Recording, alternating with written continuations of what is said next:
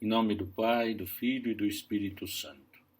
Ave Maria, cheia de graça, o Senhor é convosco, bendita sois vós entre as mulheres, e bendito é o fruto do vosso ventre, Jesus. Santa Maria, Mãe de Deus, rogai por nós, pecadores, agora e na hora de nossa morte. Amém.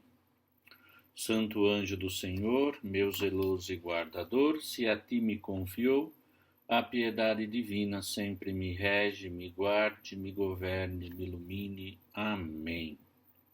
Que o Espírito Santo nos ilumine por intercessão de Nossa Senhora.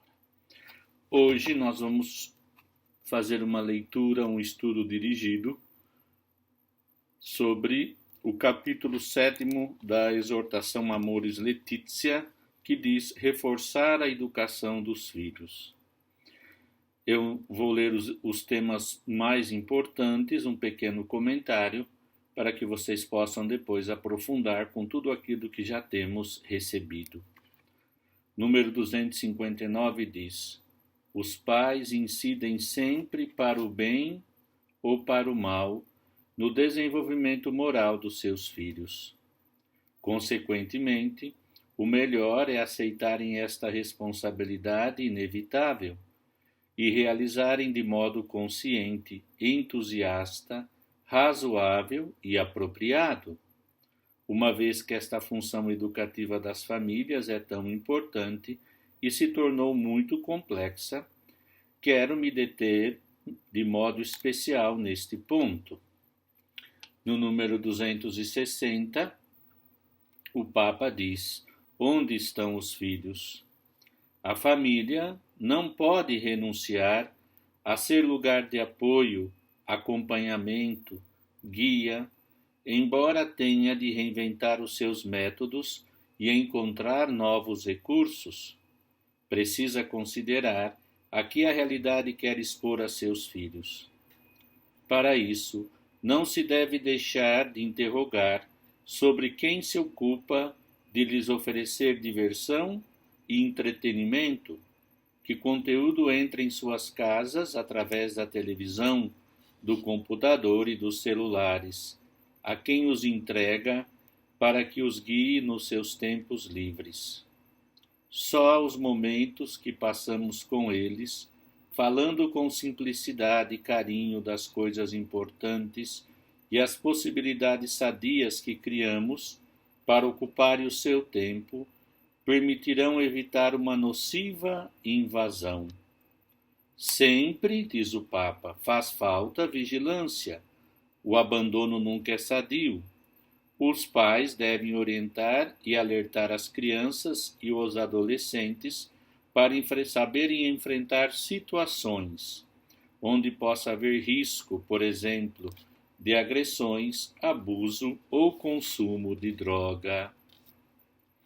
E no número 261 diz algo muito importante.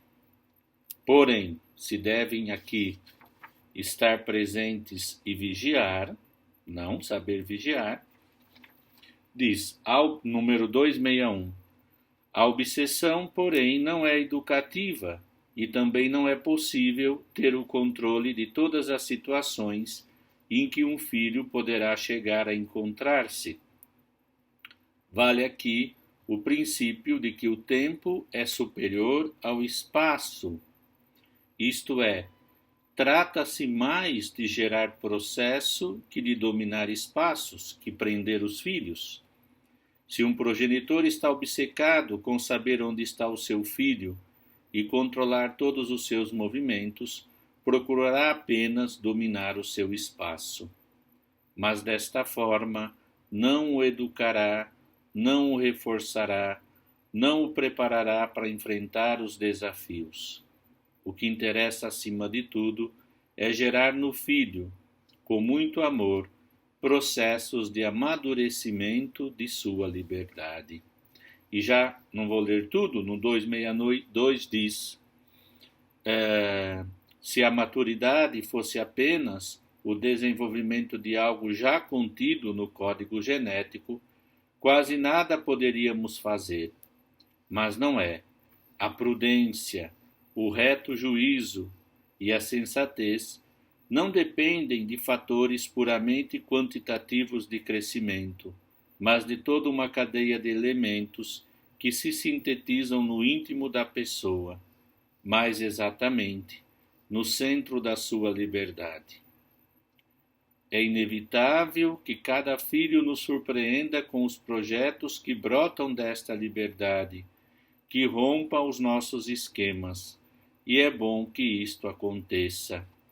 E aqui diz: a educação envolve a tarefa de promover liberdades responsáveis que, nas encruzilhadas, saibam optar com sensatez e inteligência. Pessoas que compreendam, sem reservas, que a sua vida e a vida da sua comunidade estão nas suas mãos e que esta liberdade é um dom imenso. Aqui está, então, esse parágrafo tão importante.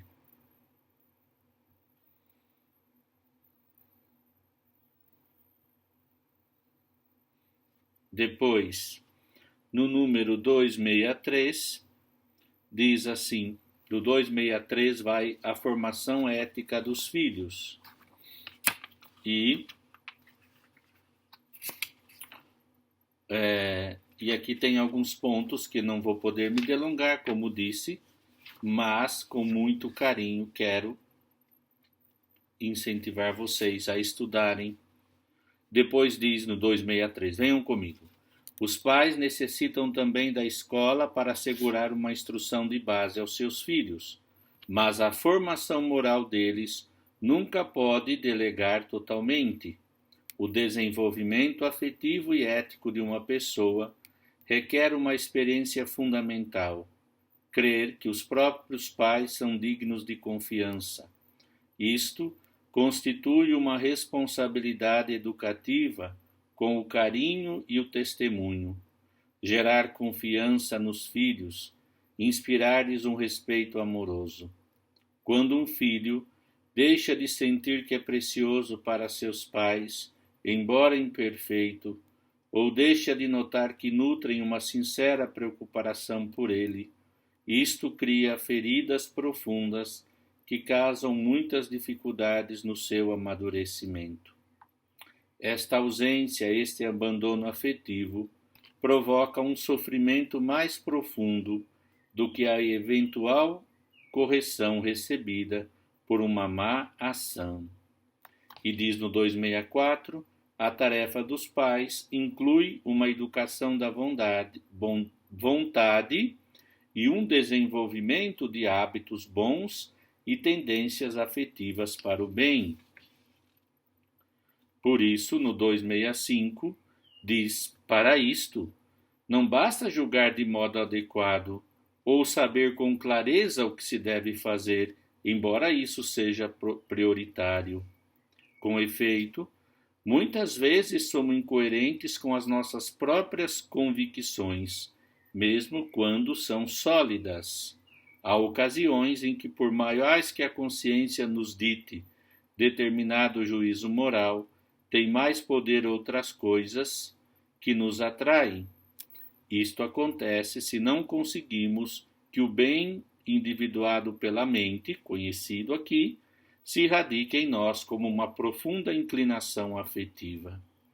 Dizendo, em outras palavras, é necessário amar, gostar, ter sabor de fazer o bem. Por isso, é necessário maturar os hábitos e nos 266. Os próprios atos adquiridos em criança têm uma função positiva, ajudando a traduzir em comportamentos externos sadios e estáveis os grandes valores interiorizados. 267. A liberdade é algo de grandioso, mas podemos perdê-la. A educação moral é cultivar a liberdade através de propostas, motivações, aplicações práticas, estímulos, prêmios, exemplos, modelos, símbolos, reflexões, exortações, revisões do modo de agir e diálogos que ajudem as pessoas a desenvolver aqueles princípios exteriores instáveis que movem a praticar espontaneamente o bem. Então, diz que a virtude é uma convicção que se transformou em um princípio interior e estável do agir. Depois tem 268 até 270, o valor da sanção como estímulo. E diz aqui algo muito importante. De igual modo, é indispensável sensibilizar a criança e o adolescente para se darem conta de que as más ações têm consequências. É preciso despertar a capacidade de colocar-se no lugar do outro e sentir-se pesar pelo seu sofrimento originado pelo mal que lhe fez, como dizendo: vê, coloca-se no lugar do outro, vê o que o outro está sofrendo. 269. A correção é um estímulo, quando ao mesmo tempo se apreciam e reconhece os esforços quando o filho descobre que os seus pais conservam viva uma paciente confiança. Uma criança, olha só, corrigida com amor, sente que foi levada em consideração, percebe que é alguém, dá-se conta de que seus pais reconhecem as suas potencialidades. Isto não exige que os pais sejam irrepreensíveis, mas que saibam reconhecer com humildade os seus limites e mostrem o seu esforço pessoal por ser melhores. Quero pensar isso. Os pais não devem ser irrepreensíveis porque não podem, mas devem ser humildes em reconhecer-se limitados, mas desejosos de ser melhor. Condição fundamental, diz na 270, é que a disciplina não se transforme em mutilação do desejo, mas se torne um estímulo para ir sempre mais além. Como integrar a disciplina e dinamismo interior? Como fazer que a disciplina seja limite construtivo do caminho que uma criança deve empreender e não um muro que a aniquile ou uma dimensão da educação que a iniba? É preciso saber encontrar um equilíbrio entre dois extremos igualmente nocivos. Quais são os extremos nocivos? Um seria pretender construir um mundo à medida dos desejos do filho, que cresceria sentindo-se sujeito de direitos, mas não de responsabilidades. O outro extremo seria levá-lo a viver sem consciência da sua dignidade, da sua identidade singular e dos seus direitos, torturado pelos deveres e submetido à realização dos desejos alheios. Aqui está, não deixar os nossos filhos de sonhar. Mas como? Diz aqui, no número 271, 271 até a 273. Diz assim: a educação moral implica pedir a uma criança, a um jovem, apenas as coisas que não representem para eles um sacrifício desproporcionado. Exigir-lhes apenas a dose de esforço que não provoque ressentimento ou ações puramente forçados. 272 diz: por vezes a formação ética provoca desprezo devido a experiências de abandono, desilusão, carência afetiva ou uma má imagem dos pais. Claro, porque projetam-se sobre os valores éticos as imagens distorcidas do pai e da mãe, ou as fraquezas dos adultos.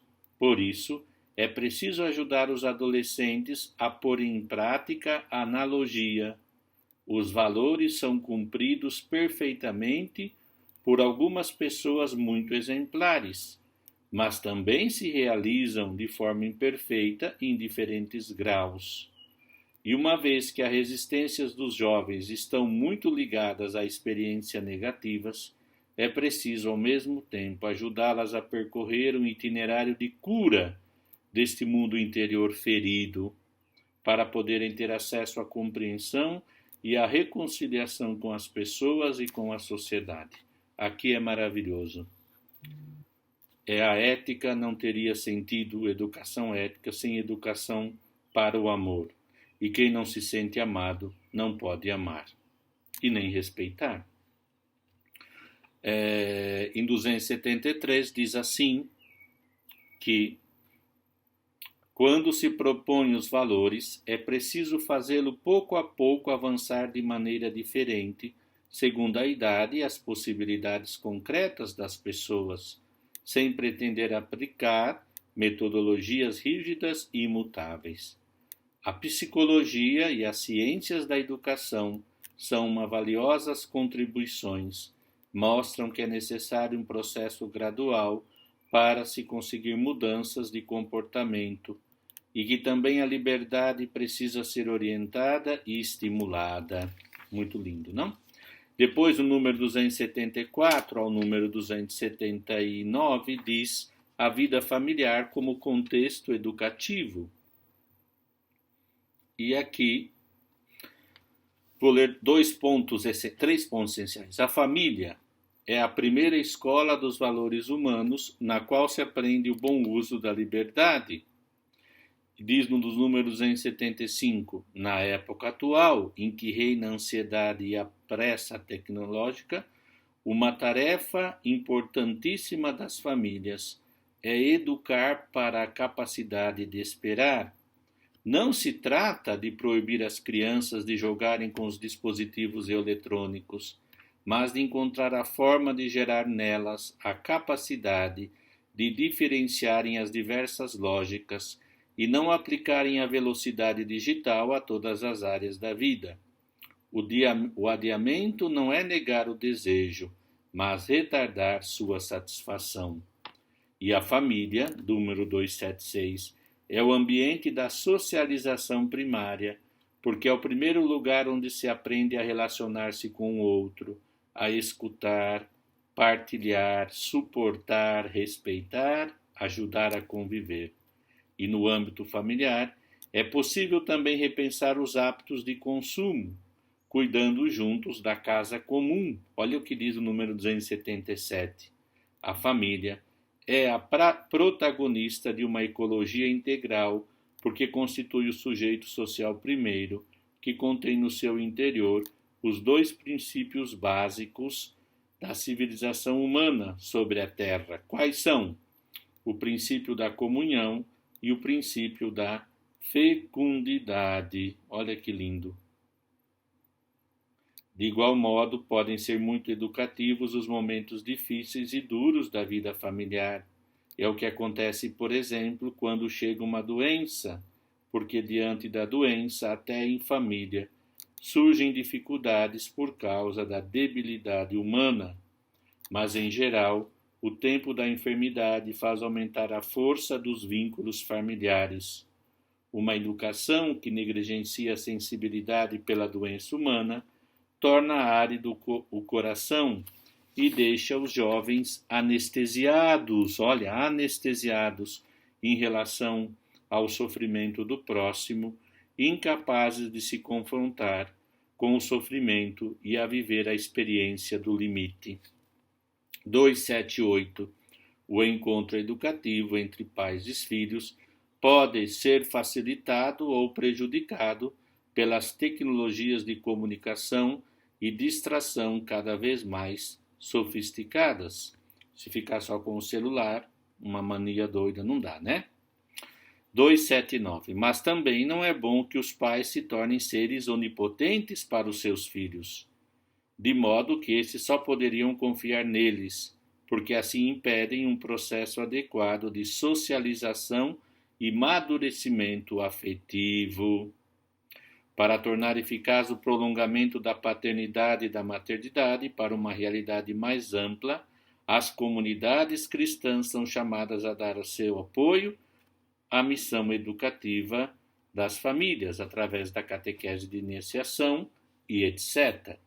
Depois, do número 280 até o número 286, fala-se sobre a educação sexual, e eu vou ler aqui. A seção dedicada à educação sexual é notável e intitula-se muito expressivamente Sim à Educação Sexual.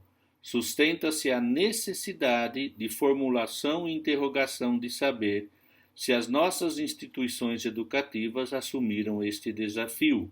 Num tempo, aqui está na 280, diz assim: só se poderia entender no contexto de uma educação para o amor, para a doação mútua. Assim, a linguagem da sexualidade não acabaria tristemente empobrecida, mas esclarecida.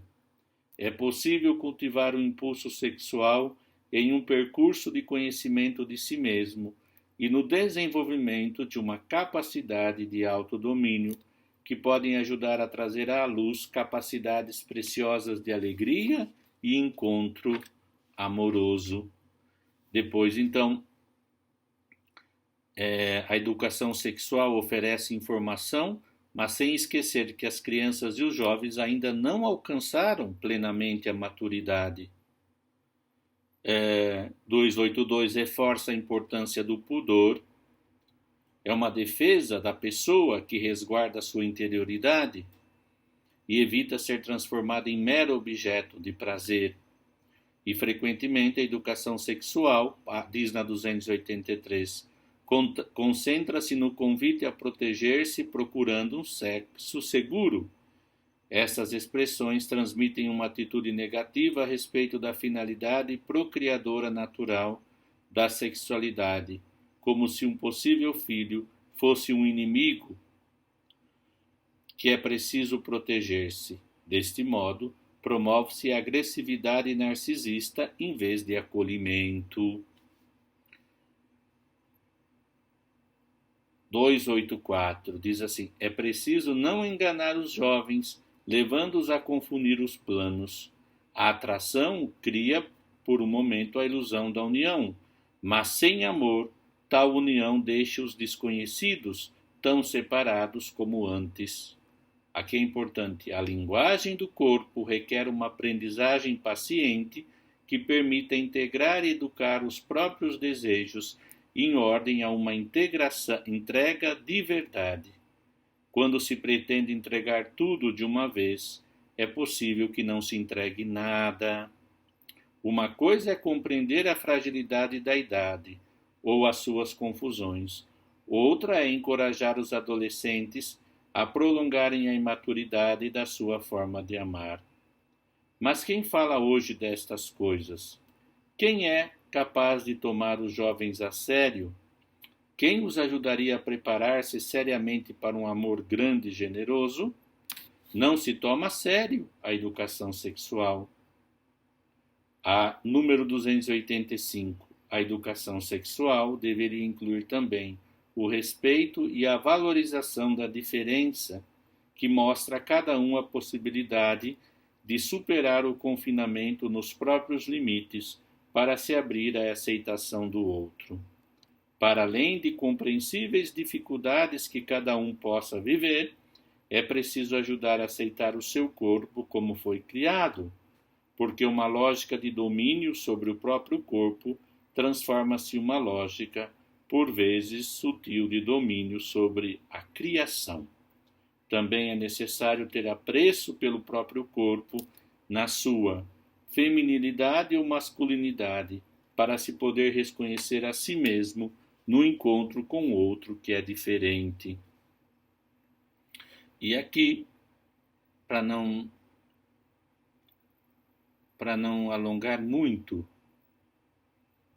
então a educação para o amor na sexualidade. Número 286 me parece importante a diferença entre masculino e feminino para poder unidade, fecundidade, complementariedade. Não confundem apenas fatores biológicos, não confluem apenas fatores biológicos ou genéticos, mas uma multiplicidade de elementos que tem a ver com o temperamento, a história familiar, a cultura, as experiências vividas, a formação recebida, as influências de amigos, familiares e pessoas admiradas, e outras pessoas. Diz assim, por exemplo, por isso é possível, por exemplo, que o modo de ser masculino do marido possa adaptar-se de maneira flexível à condição laboral da esposa. O fato de o marido assumir tarefas domésticas ou alguns aspectos da criação dos filhos não o torna menos masculino, nem significa um fracasso. É o problema de vencer o machismo, não é? E aqui são exemplos que nós já temos estudado, sempre entendendo, né, que o masculino não podemos voltar àquilo. Homem, o masculino é azul, Maria, o feminino é rosa. Sim, mas o que significa isso em concreto? Vamos sustentar um machismo, um feminismo? Não. Vamos o amor que une, que compreende e faz vencer preconceitos, tabus e etc. Depois do número 287 ao número 290, fala de transmitir a fé. A educação dos filhos, diz 287, deve estar marcadas por um percurso de transmissão da fé que se vê dificultado pelo estilo de vida atual, pelos horários de trabalho, pela complexidade do mundo atual, onde muitos têm um ritmo frenético para poder sobreviver. Apesar disso, a família deve continuar a ser lugar onde se ensina a perceber as razões e as belezas da fé, a rezar e a servir o próximo. Isso começa no batismo, no qual, como dizia Santo Agostinho, as mães que levam os seus filhos cooperam no parto santo. Depois tem início o percurso do crescimento desta vida nova. A fé é dom de Deus, recebido no batismo, e não resultado de uma ação humana. Mas os pais são instrumentos de Deus para a sua maturação e desenvolvimento.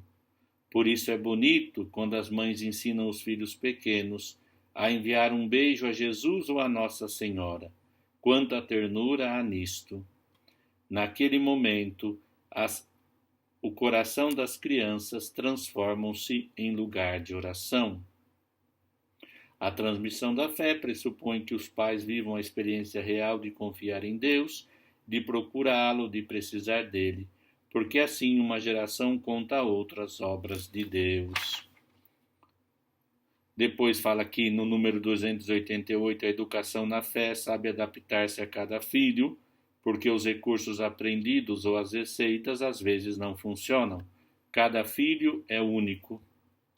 O exercício de transmitir aos filhos a fé, no sentido de facilitar a sua expressão e crescimento, permite que a família torne evangelizadora e espontaneamente comece a transmitir a todos os que se aproximam daquela família, fora do próprio ambiente da família.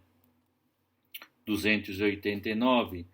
Jamais a família deve ser um lugar de estar só. Por isso, no final do 289 diz: lembremo-nos que o próprio Jesus comia e bebia com os pecadores, não é um grupeto fechado. Podia deter-se a conversar com a samaritana e receber de noite Nicodemos. Deixava-se ungir os seus pés por uma mulher prostituta e não hesitava em tocar os doentes. E o mesmo faziam os seus apóstolos, que não eram pessoas que desprezavam os outros, fechados em pequenos grupos de eleitos, isolados da vida do seu povo. Enquanto as autoridades os perseguiam, eles gozavam da simpatia de todo o povo. 290 diz, concluindo, a família constitui-se como protagonista da ação pastoral através do anúncio explícito do Evangelho e da herança de múltiplas formas de testemunho. Quais são as formas de testemunho?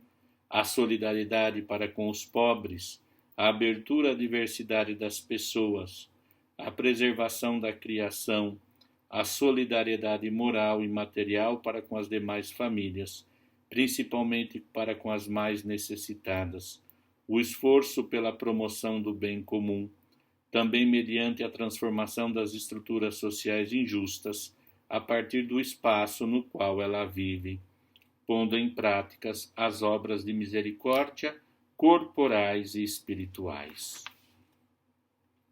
Só a partir dessa experiência é que a pastoral familiar poderá conseguir que as famílias sejam simultaneamente igrejas domésticas e fermentos evangelizador na sociedade. Me parece que já vimos aqui o mais importante e temos aqui um resumo lindo e maravilhoso deste capítulo 7º sobre a educação dos filhos. Muito obrigado, paz e bem.